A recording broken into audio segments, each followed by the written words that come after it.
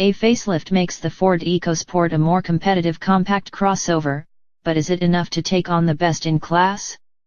No doubt about it, this facelifted EcoSport is more of a threat to rival compact crossovers than before. However, the 9.9 bhp diesel engine is simply too sluggish to recommend.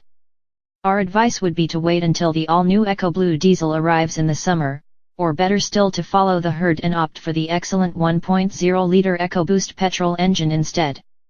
Launched in 2014, Ford's EcoSport has struggled to gain anything like the kind of popularity in the UK that the Fiesta and Focus enjoy, which is why the latest midlife facelift is of the more extensive variety. In total, Ford says 2,300 new parts have been fitted, among which is a much wider, more aggressive grille to bring it into line with the company's other SUVs, the Kuga and Edge, and an interior that borrows technology from the latest Fiesta. The company predicts that the vast majority of EcoSport buyers will opt for its highly acclaimed 1.0-liter EcoBoost turbo 3-cylinder petrol engine, but that is not to say diesel is off the menu. Come the summer, you'll be able to buy an EcoSport with Ford's new 1.5-liter EcoBlue 4-cylinder diesel, pushing out 123 bhp and 300 Nm of torque through a new four-wheel drive system, another first for Ford's previously front-wheel drive only baby SUV.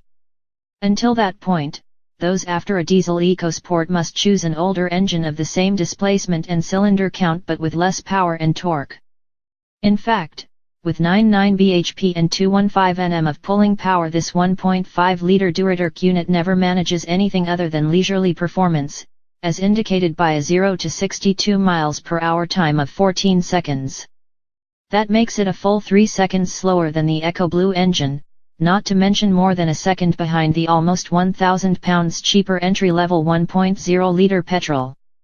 An official fuel economy figure of 68.8 mpg should in theory mean the dual-turbo engine is at least cheap to run, but in reality we managed no more than 50 mpg on account of having to push it fairly hard to maintain decent progress. As an example of this, on the motorway, where diesels should excel thanks to their mid-range torque, you'll often find yourself needing to drop from 6th gear to 5th just to keep up with the flow of traffic. To make matters worse, there's also a lot of wind noise above 60 miles per hour, the ride on 17-inch wheels is fussy, and there's a fair amount of body lean when you corner quickly. On the plus side, the EcoSport's steering is both well-weighted and pleasingly direct, and the upgraded interior is a huge improvement on what went before. There are more soft-touch materials.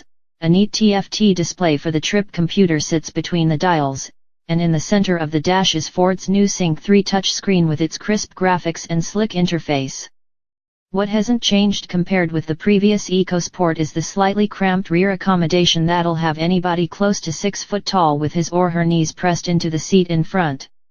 What's more, the 334-liter boot is not only on the small side for the class but retains its awkward side-hinged opening and a parcel shelf that you have to lift and drop manually. It's small details such as these that leave the EcoSport lagging established compact crossovers such as the Renault Captur, not to mention impressive new contenders from the likes of Seat with the Arona, Hyundai with the Kona, and Citroën's new C3 Aircross. Key specs. Model: Ford EcoSport Titanium 1.5 TDCi.